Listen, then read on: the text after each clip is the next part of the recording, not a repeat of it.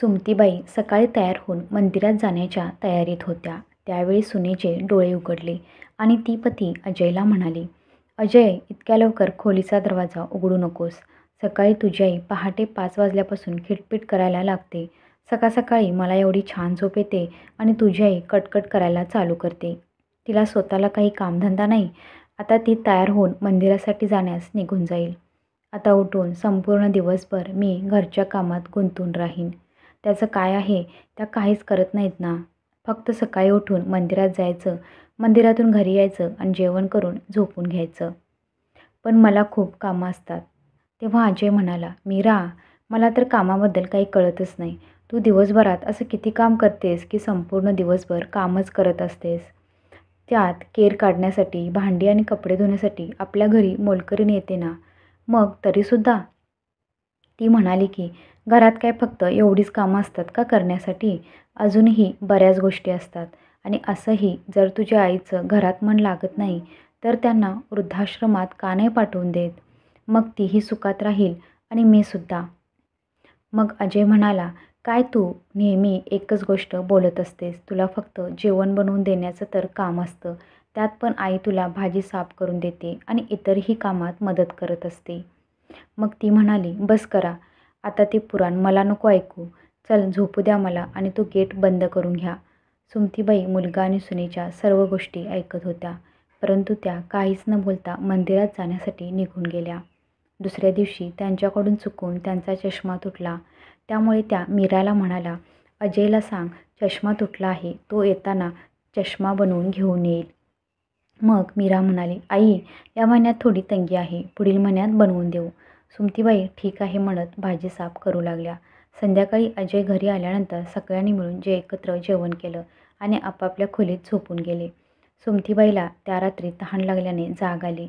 त्या पाणी घेण्यासाठी किचनमध्ये जाऊ लागल्या. पण रात्री त्यांना व्यवस्थित दिसू न शकल्यामुळे त्यांचा हात काचेच्या ग्लासला लागून ग्लास खाली जमिनीवर पडून फुटला. आवाज ऐकून मीरा तिच्या खोलीतून बाहेर आली आणि तिने जमिनीवर पडलेला फुटलेला ग्लास पाहून तिच्या रागाचा पारा चढला. ती रागाने ओरडून म्हणाली की, "तुमचे डोळे फुटलेत का? तुम्हाला डोळ्यांनी दिसत नाही का? देवाने 2-2 डोळे दिले आहेत, तरीही डोळ्यांना दिसत नाही का? इतका महागडा ग्लास तोडून टाकला. आता याची भरपाई कोण करणार?" मीराचा मोठा आवाज ऐकून अजयसुद्धा खोलीतून बाहेर आला. तो बाहेर येताच बोलला की, "अरे काय झालं आहे? इतके का ओरडत आहेस मीरा?" मग ती म्हणते की, "तुझ्या आईनं बघ काय केलं आहे. इतका महागडा ग्लास फोडून टाकला. माहीत आहे, माझ्या वडिलांनी हे युरोपहून आणलं होतं आणि तुझ्या आईने तोडून टाकला." मग अजय म्हणतो की, "मीरा, आईने मुद्दाम तर नाही तोडला ना. तिच्याकडून चुकून तुटला असेल." सुमतीबाई काही बोलायच्या आतच मीरा मध्येच म्हणाली, "नाहीतर काय, स्वतःच्या वस्तू लक्षात राहत नाहीत. उलट माझं नुकसान करून ठेवले." इतकं बोलून मीरा रागातच तिच्या खोलीत निघून गेली आणि खोलीत गेल्यानंतर अजयसोबत पुन्हा त्याच गोष्टी करू लागली. "मी तुला किती वेळा सांगितले की यांना वृद्धाश्रमात पाठवून दे, पण तू तर या विषयावर काहीच बोलत नाहीस." "अरे, वृद्धाश्रमात माणसं राहत नाहीत का? यांनाही त्यांच्या वयाची माणसं भेटली तर त्यांचंही मन लागेल. मी माझ्या फायद्यासाठी नाही बोलत आहे, तर त्यांच्याच भल्याचा विचार करून बोलत आहे. पण तू माझ्या बोलण्याकडे अजिबात लक्ष देत नाही." मग अजय म्हणाला की, "तुझ्या बाबांनी दिलेला फक्त एक ग्लास तुटला आहे. बाकी सगळे तर सेफच आहे ना. मग तू प्रत्येक गोष्टीत ही गोष्ट का सांगतेस की आईला वृद्धाश्रमात पाठव? आईने माझ्यासाठी खूप काही केलं आहे आणि आता जेव्हा तिला माझी गरज आहे आणि आता तर मी तिला सांभाळू शकलो नाही, तर मी मुलगा काय कामाचा?" मीरा म्हणाली की, "तू फक्त तुझ्या आईचं गुणगान गात राहा." मग अजय म्हणतो, "का नको करू? माझ्या आईने माझ्यासाठी काय काय केलं नाही. बाबा गेल्यानंतर आम्ही एका एका पैशाला तरसत होतो. घरात खाण्यासाठी एक अन्नाचा कणही नव्हता. माझी आई शिकलेली असतानासुद्धा माझ्यामुळे बाहेर कुठेही चांगली नोकरी करायला गेली नाही. कारण ती जर बाहेर कुठं ऑफिसला गेली असती तर तिला मला एकट्याला सोडून जावं लागलं असतं. दुसऱ्यांच्या घरी जाऊन मोलकरणीचं काम केलं, झाडू, पोछा, कपडे सगळी कामं न लाजता केली, फक्त माझ्यासाठीच. स्वतः मात्र एक वेळ उपाशी राहून मला कोणत्याही गोष्टीची कमी महसूस होऊ दिली नाही. माहिती आहे, मी एकदा आईकडं रेंजर सायकलची डिमांड केली होती. तेव्हा मी खूप लहान होतो. त्यावेळेस आईचा पगारही खूप कमी होता. तरीही त्यांनी आपले पैसे वाचवण्यासाठी रोज कामावर पायी जाणं सुरू केलं. अरे, एक एक पैसा जमा करून माझ्या पुढच्या वाढदिवसाला माझी आवडती सायकल मला गिफ्ट दिली. आता तूच मला सांग मीरा, मी माझ्या आईला कसा सोडू शकतो? काही वेळासाठी वाटलं की मीरा पूर्णपणे बदलली असेल. परंतु काही दिवसांनी पुन्हा तिचं तेच बोलणं सुरू झालं. आता मात्र अजयला खूप टेन्शन आलं होतं की मीराला कसं समजवायचं. तेवढ्यात त्याची नजर समोरून येणाऱ्या निखिलवर पडली, जो त्याचा मेहुणा होता. अजयला लांबूनच पाहिल्यावर निखिल अजयकडे धावतच आला आणि जवळ येताच त्याला मिठी मारली. अजय आणि निखिल आधी खूप जिवलग मित्र होते. दोघेही एकमेकांना आपल्या प्रत्येक गोष्टी शेअर करत होते. परंतु मागील काही दिवसापासून निखिल शहरातून बाहेर राहत होता आणि त्याच्या कामात व्यस्त राहत असल्यामुळे दोघांमध्ये कोणताही संवाद झालेला नव्हता आणि याच इतक्या दिवसानंतर एकमेकांना भेटले होते. त्यामुळे दोघांच्याही आनंदाला पारावार उरला नाही. दोघांनी मिळून छान डिनरचा प्लॅन तयार केला. निखिल आणि त्याची बायको सीमा दोघेही डिनरसाठी अजयच्या घरी येणार होते. या गोष्टीने मीरासुद्धा खूप खुश झाली होती, कारण ती बऱ्याच दिवसानंतर आपल्या वहिनीलाही भेटणार होती. मीरा आपल्या सासूला म्हणाली की, आई, माझा भाऊ आणि वहिनी घरी येत आहेत, तर तुम्ही जरा तेवढं जेवणाचं बघून घ्या. सुमतीबाई एक सुगरण गृहिणी होत्या आणि त्या स्वतः हाताने मसाले तयार करून जेवण बनवायच्या. त्यांच्या हाताला एक वेगळी चव होती. त्या जेवण इतक्या रुचकर आणि स्वादिष्ट बनवायच्या की चांगले चांगले हॉटेल्स त्यांच्यासमोर फेल होतील. सुमतीबाईंनी जवळजवळ सर्व जेवण तयार केलं होतं. निखिल आणि त्याची बायको घरात येताच मीरा आपल्या सासूबाईंना म्हणाली, आई, जरा पटापटा हात चालवा, आणि ती स्वतः त्यांना भेटायला बाहेर येऊन गेली. बिचारी सुमतीबाई संपूर्ण जेवण तर तयार केलंच होतं, आता फक्त खिरीमध्ये साखर टाकायची तेवढी बाकी होती. त्यांनी मीराला सांगितले की, मीरा, जरा मला तेवढा साखरेचा डबा खाली उतरवून देतेस का? मीराने घाईघाईत साखरेच्या ऐवजी मिठाचा डब्बा त्यांच्या हातात काढून दिला आणि बाहेर निघून गेली. चष्मा नसल्याकारणाने सुमतीबाईंनी तेच मीठ साखर समजून खिरीमध्ये घातलं. निखिल आणि त्याची बायको सीमाने घरात आल्या आल्या सुमतीबाईंचा मान सन्मान केला. त्यांच्या पाया पडून त्यांचा आशीर्वाद घेतला.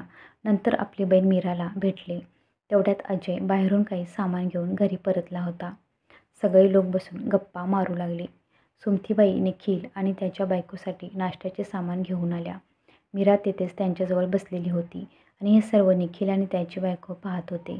पण ते लोक काहीच बोलले नाहीत. नाश्ता करून झाल्यावर सगळे लोक तिथेच बसून गप्पा मारत होते आणि सुमतीबाई किचनमध्ये जेवण तयार करण्यासाठी निघून गेल्या. भाजी, खीर आणि बाकी सर्व तयार होतं. फक्त गरमागरम पुरी तळायची बाकी होती. त्यांनी जाऊन छान गरमागरम पुरी तयार केली आणि सगळ्यांना जेवणासाठी बोलवले.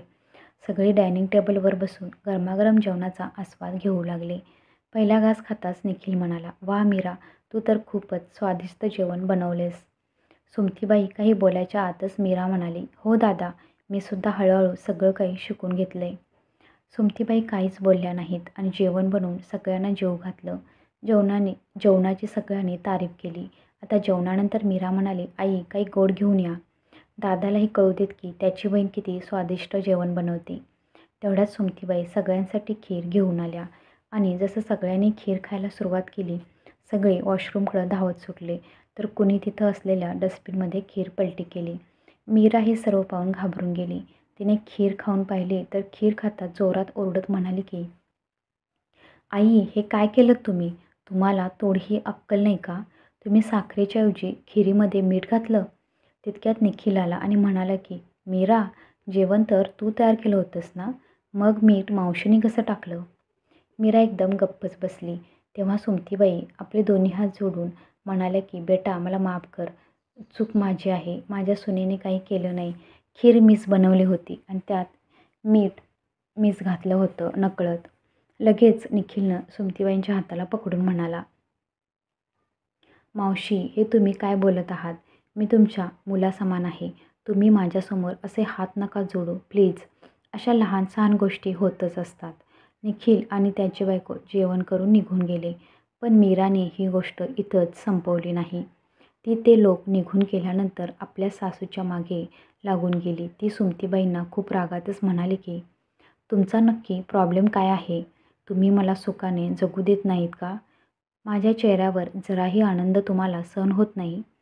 सुमतीबाई म्हणाल्या, पण मीरा बाळा, साखरेच्या ऐवजी मिठाचा डब्बा माझ्या हातात तू दिला होतास ना. चष्मा नसल्यामुळे मला काही कळाले नाही. मग मीरा म्हणाली, आई तुम्ही पण नीट बघितलं नाही का? असो, जाऊ देत. पण मी जेव्हाही पाहते तुमच्याजवळ चष्मा नसतो आणि म्हणूनच तुमच्याकडून चुका होत आहेत. मी आता तुमच्यासाठी एक दोरीला चष्मा बांधून देते, जेणेकरून तुम्ही इकडे तिकडे चष्मा विसरून जाणार नाहीत. यावेळेस सुमतीबाई अजयला सांगतात की गेल्या महिनाभरापासून माझा चष्मा तुटलेला आहे. त्यामुळे मला कोणत्याच वस्तू व्यवस्थित दिसत नाहीत आणि मग नकळत अशा चुका घडतात. अजय म्हणाला की मग आई, तू मला ही गोष्ट का नाही सांगितली की तुझा चष्मा तुटला आहे? मी सुनेला सांगितलं होतं तर ती म्हणाली होती की या महिन्यात तुमचा खूप जास्त खर्च झालेला आहे, त्यामुळे पुढच्या महिन्यात तू माझा चष्मा बनवून देणार आहेस. म्हणूनच मी पुन्हा तुझ्याकडे विषय काढला नाही. अजयने रागातच मीराकडं पाहिलं तर तिने मान खाली घातली. या रोजच्या कटकटीला अजय आधीच खूप कंटाळलेला होता, पण आता त्याला कोणत्याही परिस्थितीत यावर उपाय शोधायचा होता. दुसऱ्याच दिवशी निखिलचा फोन आला आणि त्याने लगेच ओळखलं की अजय टेन्शनमध्ये आहे. निखिल म्हणाला की काय झालं आहे अजय, तू इतका टेन्शनमध्ये का आहेस? अजय म्हणाला की काही नाही यार, बस तीच रोजची नाटकं आहेत. मी तर तुझ्या बहिणीला समजावून थकून गेलो आहे, पण ती नेहमी एकाच गोष्टीवर अडून बसते की तुझ्या आईला वृद्धाश्रमात सोडून ये. आणि तुला तर माहीतच आहे ना की माझ्या आईने माझ्यासाठी किती संघर्ष केला आहे. जेव्हा तिला आज माझी खरोखर गरज आहे, तर मी असं तिला वृद्धाश्रमात कसं काय सोडू शकतो? निखिल आणि अजयने यावर तोडगा काढण्यासाठी आणि मीराला चांगलीच अद्दल घडवण्यासाठी एक प्लॅन बनवला. दुसऱ्याच दिवशी अजय म्हणाला, आई, तू तुझी सगळे कपडे बॅगेत भरून घे. आज मी तुला एका नवीन ठिकाणी घेऊन जात आहे, जिथे तुला तुझ्या वयाची खूप मित्रमैत्रिणी भेटतील आणि तुला तिथे एकटेपणाही जाणवणार नाही. सुमतीबाई काहीच न बोलता आपले कपडे पॅक केले आणि अजय व मीरासोबत निघून गेल्या. मीरा आज मनापासून खुश झाली होती, कारण आज तिच्या मनातली इच्छा पूर्ण होणार होती. तिला तर कधीपासूनच सासूपासून सुटका करून घ्यायची होती आणि यासाठी तिने काय काय नाही केलं. तिने तिच्या सासूलाही खूप त्रास दिला, तरीसुद्धा ती घर सोडून जायला तयार नव्हती. अजयला कित्येकदा सांगितले, तेव्हा कुठे आज त्याच्या डोक्यात ही गोष्ट शिरली होती. मीरा हाच विचार करत करत गालातल्या गालात हसत होती. तेवढ्यात गाडी थांबली. अजय म्हणाला की मीरा उतर आणि आईची बॅग काढ. मीरा आनंदाने आणि उत्साहाने म्हणाले की आपण वृद्धाश्रमात पोचलो का अजय? अजयने उदास मनाने खाली मान घालून होचा इशारा केला. मीरा आनंदाने गाडीतून बॅग बाहेर काढतच म्हणाली, हो हो, मी बॅग बाहेर काढून देते ना, यात काय आहे? मी त्यांची सून आहे आणि त्यांची सेवा करणं माझं कर्तव्य आहे.